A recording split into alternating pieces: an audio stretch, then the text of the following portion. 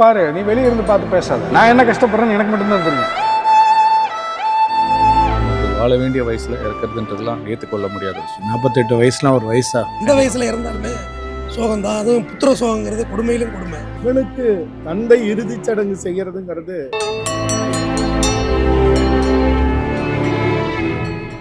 பாடம் இருக்கு. என்னன்னா, ஒரு பிஸியா இருக்கிற ஒரு டைரக்டர் தன் பிள்ளையை பார்த்துக்கணும். அந்த அன்பும் அரவணைப்பும் சில நேரத்துல கிடைக்காம போகும்போது, மதுரையில வளையல் வித்த பாண்டியனெல்லாம் ஒரு பெரும் நாயகனாக்கினார். ஆனால் தன் பிள்ளையை கொண்டு வரதுக்கு அவர் பட்ட பாடும், ஒரு முட்டை மேல ஒரு மலைய உடைஞ்சு விழுந்து நொறுங்குனா எப்படி இருக்குமோ அந்த மனநிலை.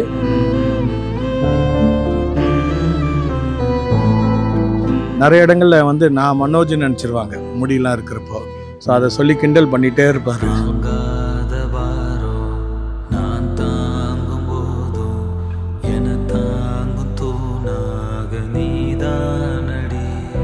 உலகத்தை விட்டு நம்ம போறது இந்த ஐயா முடியாது.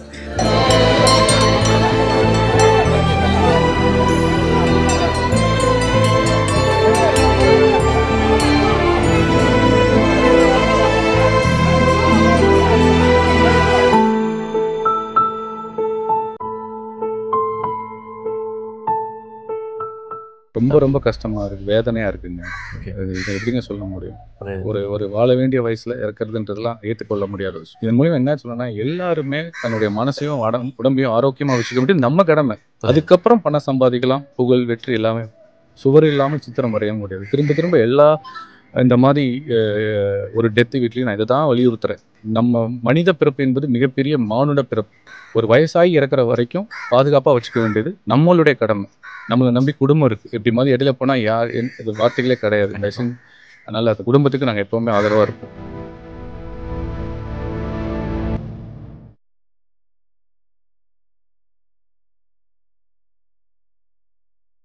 அன்பு தம்பி மனோஜ் ஒரு பேரன்பானவர், எல்லாரையும் நேசிக்கக்கூடிய, பாரதி ராஜா சாரை தேடி வர்ற எங்களை போன்ற இயக்குனர்களை அரவணைச்சு பேரன்போட ஒரு பெரும்பாசத்தோட பழகின ஒரு தம்பி. இன்னைக்கு 48 வயசுல நம்மளை எல்லாம் விட்டு பிரிஞ்சதுங்கிறது நினைச்சு பார்க்க முடியாத பெருவழி, ஆற்ற முடியாத ஒரு ஆக பெரும் துயரம். மகனுக்கு தந்தை கொல்லி வைக்கிறதுங்கிறது தாங்க முடியாது. தந்தைக்கு மகன் வைக்கிறது, ஆனா மகனுக்கு தந்தை இறுதி சடங்கு செய்யறதுங்கிறது அதை செய்யறவங்க மட்டும் இல்ல, பார்க்கிறவங்களாலையும் தாங்கிக்க முடியாது. இன்னைக்கு நம்மளை விட்டு பிரிஞ்சிருக்காரு.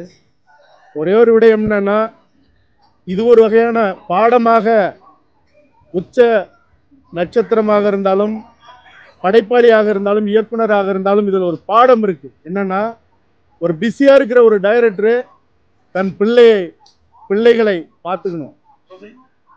அந்த அன்பும் அரவணைப்பும் சில நேரத்தில் கிடைக்காம போகும்போது, கவனிப்பு தவறும் போது நிறைய சிக்கல்களை இந்த சமூகம் எதிர்கொள்ளுது, திரையுலகம் எதிர்கொள்ளுது. ஆனாலும் தன் பிள்ளையை ஒரு நடிகனாக, ஒரு இயக்குனராக மாற்றுவதற்காக எத்தனையோ பேர், மதுரையில் வளையல் வித்த பாண்டியனெல்லாம் ஒரு பெரும் நாயகனாக்கினார். ஆனால் தன் பிள்ளையை கொண்டு வரதுக்கு அவர் பட்ட பாடும், அவர் அதில் வெற்றி அடையில மனோஜுங்கிறதுக்காக அவர் அடைஞ்ச கவலையுங்கிறது நாங்கள்லாம் அருகில் இருந்தே பார்த்ததுங்கிறது அதுவும் ஒரு பெரும் வழி. அப்படிப்பட்ட நிலையில் இன்னைக்கு தன் உயிருக்கு உயிரான ஒற்றை ஆண் பிள்ளை இன்னைக்கு இல்லாத நிலையில அவர் உடைஞ்சு அவருடைய அந்த மனசிதைவோடு அவரை பார்க்குற அந்த நிலைங்கிறது, இன்னைக்கு எங்கள் அப்பா இல்லை, எங்கள் மேலெல்லாம் ஒரு தகப்பனாக பாசம் காட்டினவர், பாசாங்க இல்லாத ஒரு பாசம் காட்டினவர் பாரதி ராஜா அவர்கள். இன்னைக்கு அவர் உடைஞ்சு நிற்கிற நிலையில அவரை பார்க்குற மனநிலைங்கிறது, ஒரு முட்டை மேல ஒரு மலைய உடைஞ்சு விழுந்து நொறுங்குனா எப்படி இருக்குமோ அந்த மனநிலை. ஆக என்னுடைய பேரன்பான தம்பி மனோஜுக்கும், எங்களுடைய இயக்குனர் பாரதி ராஜா அவர்களுக்கும் எல்லாருக்கும் என்னுடைய ஆறுதலும் என்னுடைய கண்ணீர் அஞ்சலி.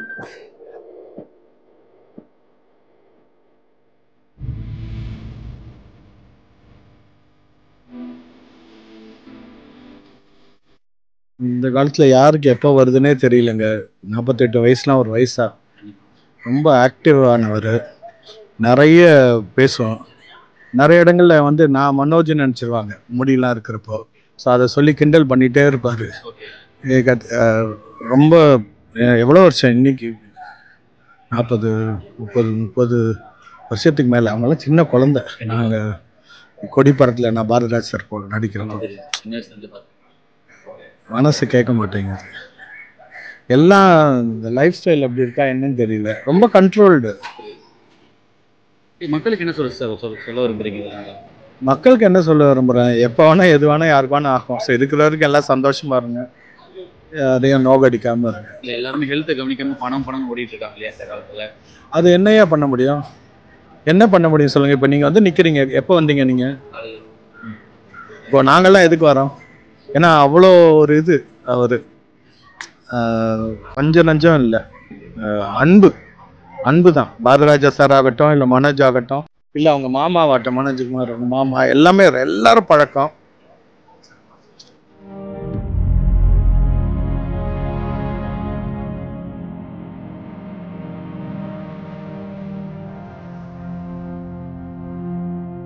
இயக்குனர் சிகரம் பாரதிராஜா அவர்கள் என் உயிரினும் மேலான அன்பு தமிழ் உடன்பிறப்புகள்னு சொல்லுவார். அவருடைய மகன் இன்னைக்கு 48 வயசுங்கிறது ஒரு இறப்பதற்கான ஃபிட்டான வயசு கிடையாது. எந்த வயசில் இருந்தாலுமே சோகம்தான். அதுவும் புத்திர சோகங்கிறது கொடுமையிலும் கொடுமை. ஒரு மனிதனுக்கு உயிரோடு இருக்கும்போது தன் புள்ள சாகிறத விட ஒரு பெரிய துன்பம்லாம் இருக்க முடியாது. கண்டிப்பாக அவர் ரொம்ப உடஞ்சி போயிட்டார். அவர் நடித்தது குறிப்பிட்ட படங்களே இருக்கலாம். அதில் வருஷமெல்லாம் வசந்தம்லாம் இன்றைக்கும் வந்து நின்று பேசுகிற படம். 99ங்கிறது வந்து நான் முதல்ல கேசட் வச்சு பாட்டு கேட்ட காலங்களில் இவரோட படம் தாஜ்மஹால் ரிலீஸ் ஆச்சு. திருத்துறைப்பூண்டிங்கிற ஊரில் தான் முதல்ல கேசட் வாங்கணும். அது திருப்பாச்சியார் வாழை திடீர் வாடா வடங்கிற பாட்டெல்லாம் வந்துச்சு. நல்ல படமும் கூட அது. சரியான பிளாட்ஃபார்மில் அது ஜெயிக்காமல் போயிட்டு. மற்றபடி அவர் ஒன்றும் பெரிய சமூகத்துக்கு வந்து ஒரு கெட்ட மனிதனாலாம் வாழணும், ரொம்ப நல்ல மனுஷனாக வாழ்ந்தார். பாரதிராஜா ஐயாவோட குடும்பமும் இந்த துன்பத்திலேருந்து மீண்டு வர்றதுங்கிறது, நம்ம இன்னைக்கு ஒரு நாள் வந்திருக்கோம், இன்னைக்கு கூட்டமாக இருப்போம், நாளைக்கு இங்கே யாரும் இருக்க மாட்டோம். ஆனால் நாளைக்கு அவங்களோட தனிமை வந்து ரொம்ப மோசமாக இருக்கும். இன்னைக்கு தெரியாது, இன்னைக்கு வந்து எல்லாரும் இருக்கிறோம், அடக்கம் வரோம், வண்டி கிளம்பிட்டு நம்ம போகிறோம், எல்லாம் ரைட். ஆனால் நாளைக்கு இந்த இடம் இவ்வளோ பெரிய இடம் வெறுமை ஒன்று உருவாகும் பாருங்க. யாருடைய வெறுமை இடத்தையும் இங்கே யாரும் ஃபீல் பண்ண முடியாது. எல்லார்ட்டையும் ஒரு வெறுமை இங்கே உண்டு பண்ணிட்டு போயிடுவோம். இந்த உலகத்தை விட்டு நம்ம போகிறது, இந்த ஐயா கிளம்பிட்டாரு, இந்த உலகத்தை விட்டு நம்ம போகிறது நம்மளோட கான்டாக்டை இங்கே விட்டுருவோம். மற்றபடி எல்லாரும் இங்கே இறக்க தான் போகிறோம். இவ்வளோ பெரிய வெளிச்சமாக இருக்கிறது இன்னும் கொஞ்சம் நேரத்தில் இருட்டாகிடும். இருட்டாக இருக்கிறது காலைல வெளிச்சமாகிடும். That's nature. ஆனால் மரணம் இயற்கை தான். எல்லாரோட அல்டிமேட் கோலும் இங்கே மரணம் தான்.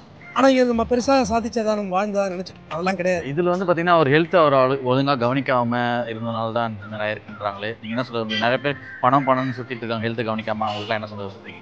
இப்படி சொல்ல முடியாதுல்ல. ஒரு வயசு குழந்தைக்கு தாய் பால் கொடுக்குது, பால் புறையேறி ஒரு வயசு குழந்தை செத்துருது. அப்போ ஹெல்த்தை பராமரிக்கணும்னு சொல்லிட்டா? ஹெல்த்துங்கிறதெல்லாம் பழக்க வழக்கத்தினாலேங்க. 90 வயசு வரையும் தண்ணி அடிக்கிறவங்க நல்லா தான் இருக்கிறான், பீடி பிடிச்சவனையே இருக்கிறாங்க, கேன்சரை வந்துருச்சு. அப்படிலாம் இல்லை. உங்களோட பழக்க வழக்கத்துக்கும் நம்மளோட மரணத்துக்கும் சம்மந்தம் கிடையாது. இதுக்கு பல காரணங்கள் இருக்குது. அப்படி பார்த்தா கும்பகோணத்தில் 96 பிள்ளைங்க படிக்க தான் போச்சு, எரிஞ்சு செத்துச்சு. அப்போ பாதுகாக்கணும்னு சொல்லுவீங்களான்னு?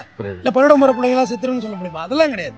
அது ஒரு இயற்கை. அது மரணம் எல்லாருக்கும் பொதுவானது. இந்த துன்பத்திலிருந்து அந்த குடும்பம் மீண்டு வரணும், எல்லாம் உள்ள இறைவனை பிரார்த்திக்கிறேன். மனோஜ் சாருக்கு உங்களுக்கு எந்த அளவுக்கு வழக்கம்? எனக்கு இயக்குனர் பாரதி ராஜா சார் வந்து ரொம்ப நல்ல அறிமுகம் தெரியும். ஆரம்ப காலகட்டத்தில் வந்து அவருடைய வாழ்த்துறையெல்லாம் என்னுடைய புத்தகத்துக்கு கொடுத்துருக்காரு. ஜெமினி பாட்ஸில் தான் ஆஃபீஸு. அப்போ அவரை நான் நேரில் சந்திச்சேன். அப்போ என்னுடைய புத்தகத்துக்கு வாழ்த்துறை கொடுத்தாரு. ஓகே, இப்போ வந்து பார்த்தீங்கன்னா அவர் திடீர் மரணம் எழுந்திருக்காரு. அதை பற்றி நீங்கள் என்ன நினைக்கிறீங்க? திடீர் மரணம் வந்து எனக்கு பெரிய அதிர்ச்சியாக தான் இருக்குது. ஏற்றுக்கொள்ள முடியாத ஒரு அதிர்ச்சி. உடல் நலத்தில் வந்து ஆரோக்கியத்தில் கவனம் செலுத்தணும். அதில் வந்து உணவு தான் ரொம்ப முக்கியம். நமக்கு சொத்து சுகம் பணம் அப்படிங்கிறத விட என்ன உணவு சாப்பிட்றோமோ அதில் வந்து கொஞ்சம் கவனம் செலுத்தினா இது போன்ற அதிர்ச்சியை வந்து நம்மளால் தவிர்க்க முடியும். அதில் அதிகம் கவனம் செலுத்தணும்.